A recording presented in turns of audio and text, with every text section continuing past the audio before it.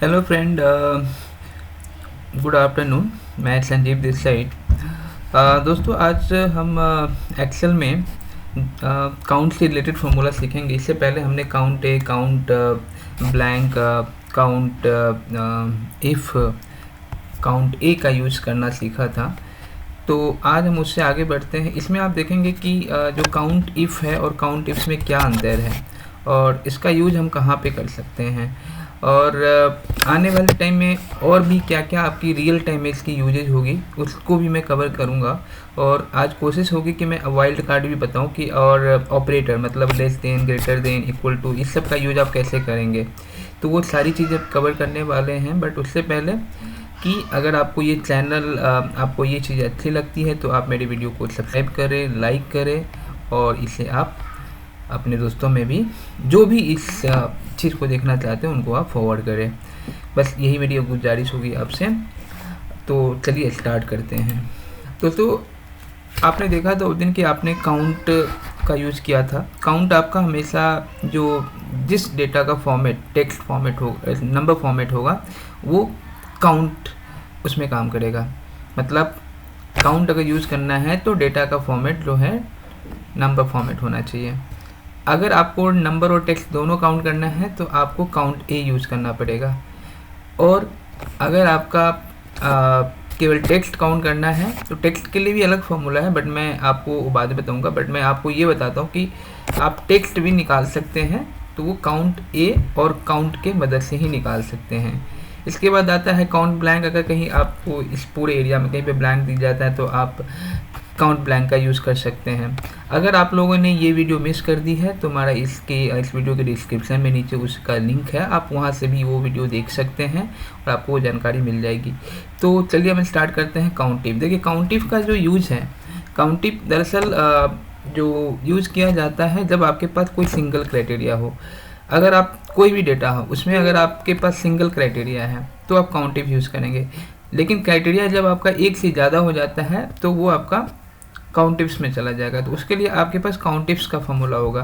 तो देखिए, जैसे समझिए कि मैं काउंटिव यूज़ करना चाह रहा हूँ। मैं काउंटिव का यूज़ कहाँ होगा, पहले तो आपको डेटा समझना पड़ेगा, क्वेश्चन समझना पड़ेगा, उसके बाद आप डिसाइड कीजिए कि काउंटिव यूज़ करना है, काउंटिव यूज़ करना है। क्योंकि जब आप फॉर्मूला यूज़ करते हैं तो फॉर्मूला भी एक स्पेस लेता है ना, जिससे आपका फाइल हैवी होता है। तो स्मार्ट वर्क यही है कि आप उसी फॉर्मूला का यूज़ करिए जहाँ पे जिसका ज़रूरत है।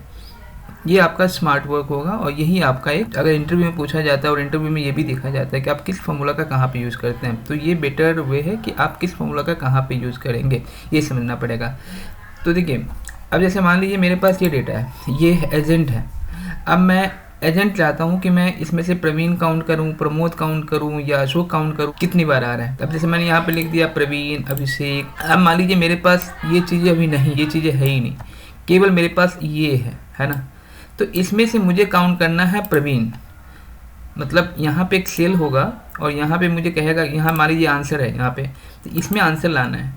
तो इस सेल के लिए मेरे पास ये क्राइटेरिया है, इस सेल के लिए ये क्राइटेरिया है, इस सेल के लिए ये क्राइटेरिया है। तो क्राइटेरिया क्या है, एक ही तो क्राइटेरिया है ना। यहाँ पे प्रवीण क्राइटेरिया है, यहाँ पे आते तो अभिषेक क्राइटेरिया है, यहाँ पे आते तो प्रवीण क्राइटेरिया। तो मेरे पास क्राइटेरिया एक ही है कि एजेंट का काउंट निकालना है, उसमें से पर्टिकुलर प्रवीण का काउंट निकालना है, अभिषेक का निकालना। तो ये हमारा सिंगल क्राइटेरिया हो जाता है। इसको आप सिंगल क्राइटेरिया में लेंगे, इसके लिए आप काउंटिव यूज़ करेंगे। अब आपका डबल क्राइटेरिया कैसे होगा, जैसे मान लीजिए ये प्रवीण है ना। अब प्रवीण कहता है कि प्रवीण उसका अकाउंट निकालना है जो अकाउंट टाइप अंडर ईरा के अंदर आ रहा हो, है ना। तो यहाँ पे तो प्रवीण एक क्राइटेरिया हो गया और एक आ गया क्राइटेरिया कि ईरा के अंदर ही प्रवीण को काउंट करना है। तो ये आपका डबल क्राइटेरिया हो गया। तो इसके लिए आप काउंटिव्स का यूज़ करेंगे। ठीक वही चीज़ें यहाँ पे भी अप्लाई होगा। अभिषेक निकालना है जो सी डी के अंदर हो, या प्रवीण निकालना है जो ईरा के अंदर हो। तो इस तरीके से जब डबल क्राइटेरिया हो जाता है तो आप काउंटिव्स का यूज़ करेंगे। एक क्वेश्चन और आना चाहिए आपके माइंड में कि मान लीजिए कि प्रवीण है, अब आपके पास ये नहीं है ना, केवल प्रवीण है, लेकिन कहता है कि ये जो अमाउंट है, प्रवीण वो काउंट करना है जिसका अमाउंट 10,000 से ज़्यादा है। तो यहाँ पे क्या हो गया, यहाँ पे भी एक क्राइटेरिया हो गया। यहाँ पे जैसे देखिए हमने यहाँ लिखा है कि प्रवीण जिसका सैलरी 10,000 से ऊपर है उसका काउंट निकालना है, समझ रहे हैं। तो उसका काउंट निकालने के लिए अब देखिए यहाँ पे क्या है कि आपका पहला क्राइटेरिया रेंज ये हो जाएगा जिसका क्राइटेरिया ये होगा, दूसरा क्राइटेरिया रेंज आपका ये हो जाएगा जिसका क्राइटेरिया आपका ये हो जाएगा 10,000 से ऊपर। तो शुरू करते हैं, समझते हैं। पहले देखिए, पहले हम चलते हैं काउंटिप्स के पर। काउंटिप में देखते हैं काउंटिप का क्या है। पहले एक काम करते हैं, ये डेटा लेते हैं और यहाँ पर लिखते हैं काउंटिप, क्योंकि सिंगल क्राइटेरिया है मेरे पास यहाँ पे ये है, तो हम लिखते हैं काउंटिप। ठीक है, काउंटिप लिखते हैं तो हमारे पास सिंटेक्स ये आता है कि कहता है रेंज, क्योंकि सिंटेक्स अगर फॉलो करते हो ना तो आपका आंसर लाने में दिक्कत नहीं होगी आपको। तो रेंज है, तो रेंज आपका क्या हो जाएगा कि रेंज का मतलब होता है कि ये जो प्रवीण है वो कहाँ पे अवेलेबल है, किसके अंदर काउंट करना है। तो एजेंट के अंदर काउंट करना है, तो एजेंट वाली जो कॉलम है उसको सिलेक्ट करना पड़ेगा हमें। तो मैं ये सेलेक्ट कर लेता हूँ पूरा। ठीक है, उसके बाद क्या कहता है कि कॉमा दीजिए। क्राइटेरिया आपका क्या है, प्रवीण है। तो प्रवीण या तो आप लिख सकते हैं, जब मान लीजिए पूरे एक्टिविटी में केवल प्रवीण को ही काउंट करना है तो आप केवल सिंपल प्रवीण लिख सकते हैं। नहीं तो आपके पास आता है कि यहाँ पे प्रवीण का आंसर चाहिए, यहाँ पे अभिषेक का आंसर चाहिए, यहाँ पे प्रवीण का, ये प्रवीण फिर से आगे उसका आंसर चाहिए। तो हम क्या करेंगे, यहाँ पे सिंपल सेलेक्ट कर लेंगे इसको और इसको कर देंगे ड्रैग। अब क्या होगा, जब आप इसे ड्रैग करोगे ना, तो जब आप यहाँ पे आओगे तो यहाँ पे ये K18 की जगह K19 ले लेगा, फिर ये सेल ड्रैग हो जाएगा अपने आप। जो ही आप ड्रैग करोगे तो सेल भी एक नीचे, यहाँ पे आएगा तो एक से नीचे आ जाएगा, यहाँ आएगा तो 2 से नीचे हो जाएगा, इस तरीके से चलेगा। तो आप देखिए ये आ गया आपका आंसर काउंटिप, और आप इसको ड्रैग करते हैं यहाँ पे, फिर आपको यहाँ पे लेते हैं। तो देखिए अब आप देखिए कि यहाँ पे F2 करिए आप, F2 देखिए B2 B17 ये आपका रेंज है।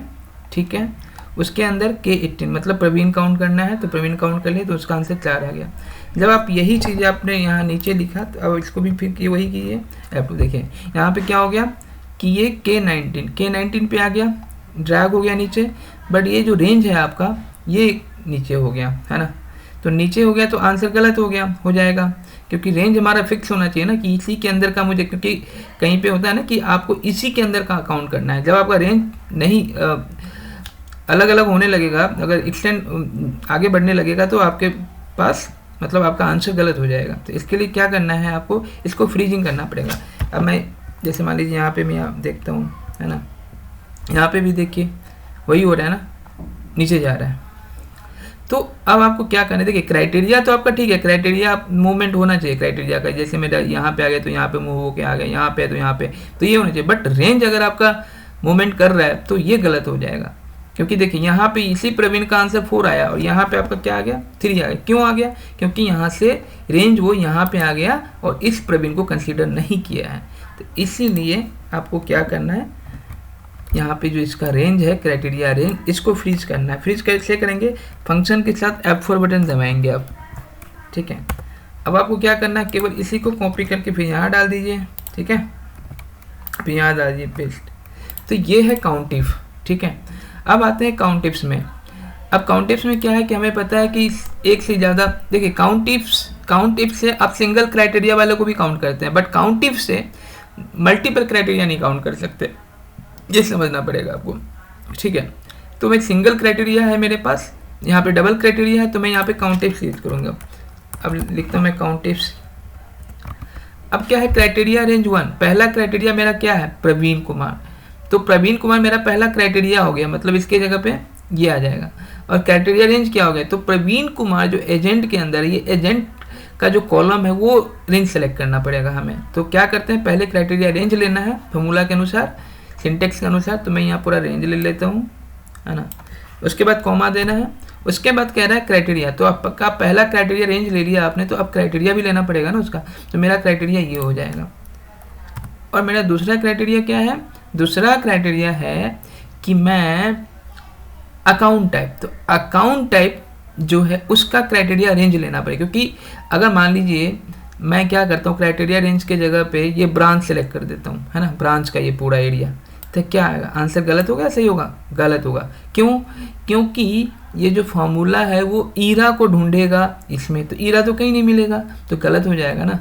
इसीलिए जहाँ पे ये अकाउंट टाइप वाला एरिया हमें सेलेक्ट करना पड़ेगा ये।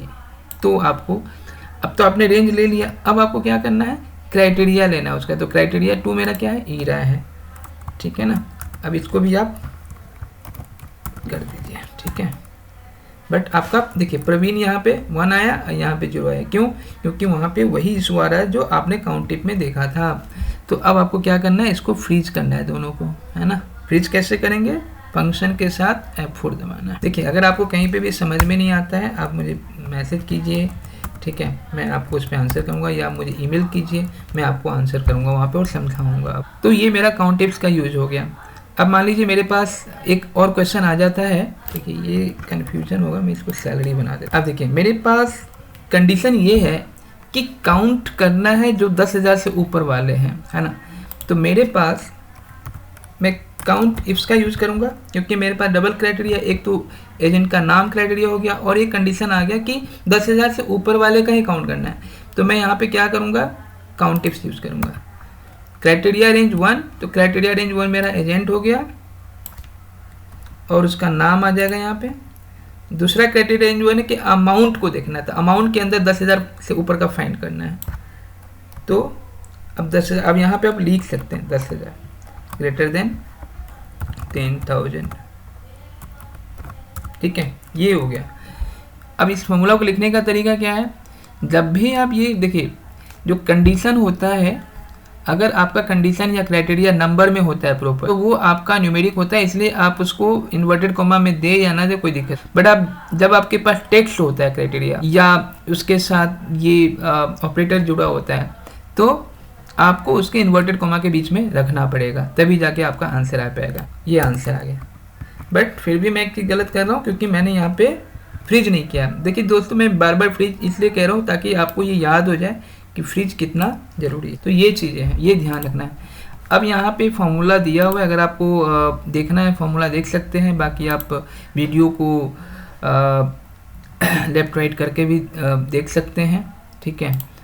और ये आपको आंसर दिख जाएगा यहाँ पे।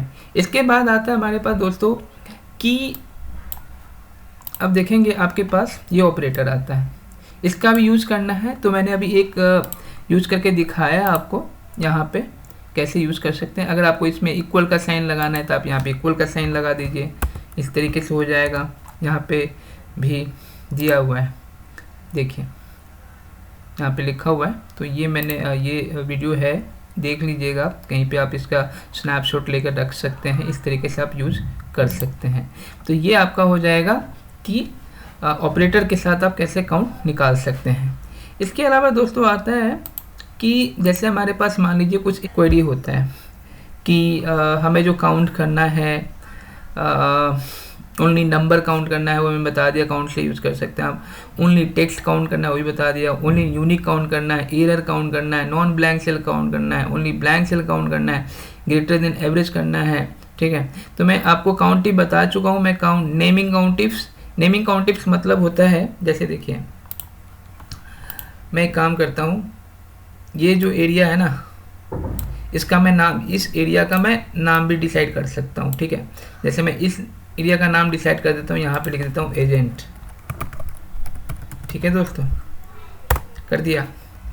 अब इस एजेंट के अंदर से अब आप देखेंगे जब मैं फॉर्मूला लिखूँगा तो वहाँ पे रेंज, जैसे यहाँ पे देखिए, यहाँ पे आपको फॉर्मूला में ये रेंज दिख रहा है ना, यहाँ पे रेंज नहीं दिखेगा, नाम दिखेगा एजेंट, जो मैंने किया। जैसे मान लीजिए मैं करता हूँ काउंट इफ ही लेता हूँ मैं, जैसे मैंने यहाँ सिंगल पे चलाता हूँ मैं, यहाँ पे सिंगल क्राइटेरिया पे काउंट इफ। अब मुझे रेंज सेलेक्ट करना है, तो मैं जब ये रेंज सेलेक्ट करूँगा ना, तो देखना, देखिए यहाँ पे नेम आ गया, क्योंकि अब रेंज नहीं दिखाएगा, क्योंकि हमने नाम देता है। नेमिंग क्राइटेरिया होता है ये कि नेम से हमने डिफाइन कर दिया इस रेंज को, ये कर दिया। अब यहाँ पे मैं क्राइटेरिया डाल देता हूँ प्रवीण कुमार, क्या हो जाएगा। अब इसमें आपको फ्रीजिंग की ज़रूरत नहीं है, अगर आप फ्रीज करें ना करें कोई दिक्कत नहीं है, क्योंकि आपका फ्रीज फिर भी वही रहेगा, वो रेंज वही रहेगा। अगर आप नेम कर देते हैं तो, है ना, नेमिंग कर देते हैं, तो ये है नेमिंग रेंज। उसके बाद मेरे पास जो है काउंट विद वाइल्ड कार्ड, इसमें क्या है भाई, देखते हैं। देखो हाँ, अब यहाँ पे कह रहा है कि हमें n से जो स्टार्ट हो रहा है नाम उसको काउंट करना है ना। तो n से जो स्टार्ट हो रहा है उसका काउंट करते हैं भाई। मेरा यहाँ पे कितने हैं, n से नरेंद्र है, नूरन है, नीरज है, इसका काउंट करना है। तो क्या करेंगे, इक्वल टू लिखेंगे, काउंटिफ लिखेंगे, है ना। अब देखिए ये भी एक चीज़ समझना है कि मैं यहाँ पे काउंटिफ यूज़ करूँ या काउंटिफ यूज़ करूँ। देखो इस पूरे रेंज के अंदर मुझे केवल n से शुरू होने वाला निकालना है। तो रेंज तो ये पूरा हो गया, बट निकालना क्या, केवल जो n से स्टार्ट हो रहा है। तो क्राइटेरिया तो एक ही है ना, तो यहाँ पे मैं काउंट इफ ही यूज़ कर सकता हूँ। ठीक है, जैसे लिखा है यहाँ पे इक्वल टू काउंट इफ, ये सेलेक्ट कर दीजिए आप, और यहाँ पे आप नाम लिख दीजिए, सॉरी यहाँ पे n से शुरू वाला निकालना है ना, तो n लिख दीजिए और उसके बाद स्टार दे दीजिए और उसके बाद ब्रैकेट। तो देखिए स्टार्टिंग के लिए अगर कोई चीज़ स्टार्ट हो रहा है वहाँ से करना है तो हमें ये ब्रैकेट के अंदर n जो भी चीज़ है, जो भी का टेक्स्ट है उसको पहले लिखना है, उसके बाद स्टार्ट लिखना है। इट मीन्स कि n से स्टार्ट वाला निकालना है। अगर मैं यहाँ पे कहूँ कि यहाँ पे काम करते हैं स्टार्ट विद n, है ना, तो इसका फॉर्मूला हो जाएगा काउंटिफ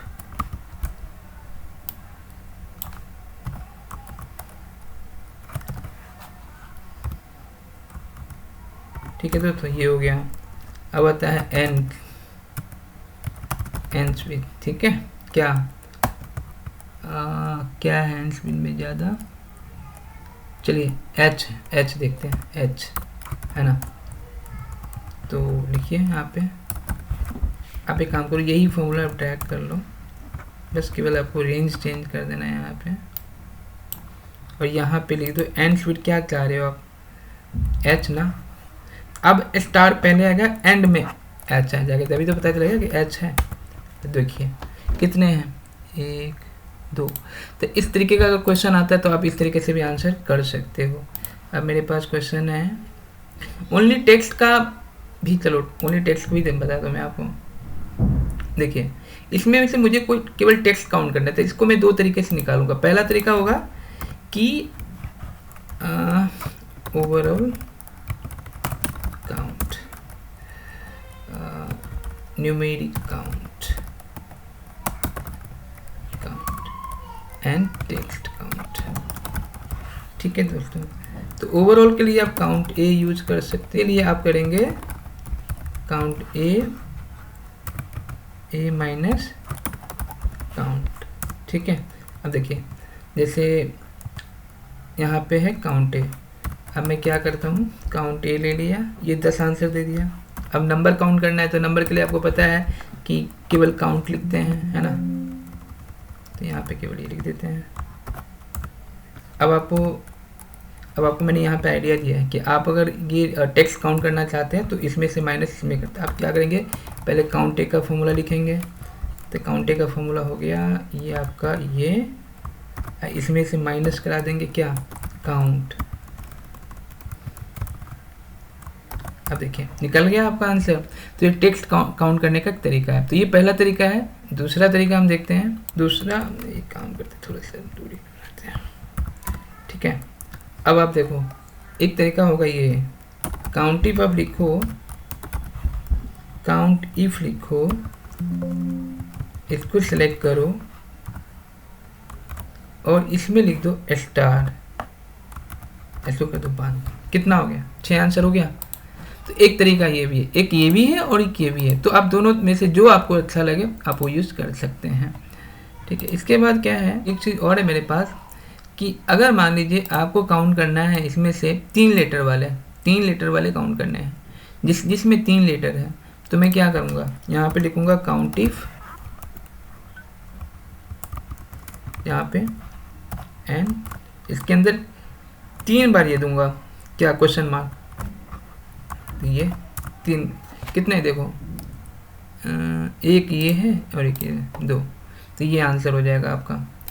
तो ये इस तरीके से है जो आप आंसर निकाल सकते हो, ठीक है। अब मान लीजिए आपके पास ये आता है कि इटैलिक वाले निकालने हैं आपको, जो इटैलिक है ना, टी इटैलिक है। इटैलिक मतलब देखिए, एक देखिए यहाँ पे आपको दिखाता हूँ, ये इटैलिक होता है, ये अंडरलाइन होता है, ये होता है आपका बोल्ड। ठीक है, अब जैसे मान लीजिए मेरे पास कोई नाम है संजीव, ठीक है, मैं इसको बोल्ड करता हूँ तो इस तरीके से दिखेगा, इटैलिक करता हूँ इस तरीके से दिखेगा, अंडरलाइन वाला इस तरीके से दिखेगा। अब मुझे फिर इटैलिक हटाना है तो इस तरीके से। ठीक है, तो अब आप देखते हो मुझे यहाँ से ये भी हटा दीजिए, केवल इटैलिक काउंट करना है। तो मैं क्या करूँगा, जैसे मेरे पास ये दिया हुआ है तो सिंपल तरीका है कि मैं इसमें से पहले इटैलिक फाइंड कर लेता हूँ ना, इज इटैलिक। ठीक है, जो जो इटैलिक है वो ट्रू आ जाएगा। अब ये काउंट निकाल दीजिए ट्रू का, यहाँ से तो ट्रू का काउंट निकाल दीजिए, आंसर निकल गया आपका। तो ये एक तरीका है इटैलिक निकालने का। ठीक है, ठीक है दोस्तों, तो आपका ये है इतना, इस तरीके से आप निकाल सकते हैं ये चीज़ें। आप एक बार ये भी प्रैक्टिस कीजिएगा घर पे। ठीक है, आपके पास एक्सेल हो कंप्यूटर में तो आप ये सारा चीज़ें जो मैटर है इसको देख करके आप प्रैक्टिस कर सकते हैं। ठीक है, इसके बाद अगर इसमें कुछ प्रॉब्लम आती है, आपको नहीं समझ में आता है, तो आप मुझे पिंग कर सकते हैं, मैसेज कर सकते हैं, मैं वो भी समझाने की कोशिश करूँगा। तो दोस्तों अगली जो क्लास होगी हमारी, अगली आगे जो हम पढ़ाएंगे सम पे चलेंगे कि सम कैसे यूज़ कर सकते हैं। लेकिन उससे पहले मैं कोशिश करूँगा कि मैं आपको काउंट के बेस पे एक प्रोजेक्ट बना के दिखाऊं। जैसे मैं एक अटेंडेंस शीट बनाएंगे, उसमें देखेंगे कि प्रेजेंट कितने हैं, एब्सेंट कितने हैं, और उसके बेस पे उसका एवरेज परसेंटेज क्या आ रहा है पूरे मंथ में प्रेजेंट का। ठीक है, तो वो भी देखेंगे, वो काउंट फंक्शन के बेस पे ही होगा। तो आई थिंक बहुत मज़ा आएगा आपको वो चीज़ देख करके। एक आप छोटा सा एक प्रोजेक्ट बनाएंगे। ठीक है, आप दोस्तों एक्सेल को एक बढ़िया टूल्स मान के चल सकते हैं। अगर आप एक्सेल सीख लेते हैं तो आपको हर जगह ये हेल्प करेगा। आप अगर कोई अपना स्मॉल छोटा सा बिजनेस कर रहे हैं या आप कोई किसी प्रकार का जॉब कर रहे हैं तो वहाँ पे आपको ये हेल्प करेगा रिपोर्टिंग के पर्पज़ से, अपने बिजनेस के पर्पज़ से। हर इंडस्ट्री में इसकी ज़रूरत है दोस्तों। हर आदमी लाइफ, देखिए आपने ग्रेजुएशन किया है, 12th किया है, जो भी कि आप चाहते हैं कि किसी गवर्नमेंट जॉब में जाना चाहते हैं तो वहाँ भी ज़रूरत पड़ेगी, या किसी प्राइवेट में भी जाना चाहते हैं तो वहाँ भी ज़रूरत पड़ेगी, या आप चाहते हैं कि with continue your graduation whatever you are doing, आप चाहते हैं कि कुछ बेसिक इनकम हो, आपका कुछ पार्ट टाइम जॉब करे तो वहाँ पे भी इसकी ज़रूरत पड़ेगी। तो आप अगर सीखते हैं तो आपका फ़ायदा ही होने वाला है। और अगर आपको लगता है कि ये चीज़ें आपको अच्छा लगता है तो आप ये आप देख सकते हैं, वीडियो को शेयर भी कर सकते हैं दोस्तों को, और प्लीज़ आप सब्सक्राइब ज़रूर करें इसे, यही हमारी आपसे निवेदन है। Thank you for watching, bye.